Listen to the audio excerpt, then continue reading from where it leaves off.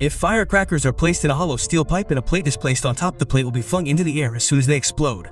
However, a flat plate creates more disturbance due to the wind.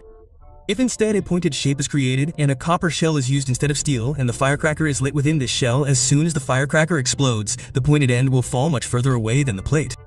Obviously, loading firecrackers daily is not a scientific method. Inspired by this, gunpowder was used instead of firecrackers. This is pre-filled and sealed in a copper shell, and a primer, filled with mercury fulminate, is placed on the back of the copper shell. When the bullet is fired, the primer is struck, igniting it, and the gunpowder inside explodes, propelling the bullet's tip forward rapidly. However, the bullet's tip would constantly roll during flight, reducing its range.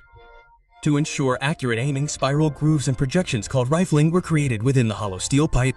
When the bullet is placed in this groove and struck against the primer, the gunpowder ignites and explodes, forcing the bullet forward. As the bullet passes through the pipe, the rifling imparts a strong twist to the bullet, which keeps it straight and accurate. Therefore, repeatedly changing the bullet manually was a difficult task. Therefore, a magazine with a spring at the bottom was designed to raise the bullets. As one bullet is fired, the spring propels the next bullet up. A firing pin is used instead of a nail to fire the bullet. A strong spring is placed behind this, and a hammer and a powerful spring are placed at the rear. Pulling the hammer back exerts pressure on the spring, which stores energy. A trigger system was installed at the front to release this energy suddenly.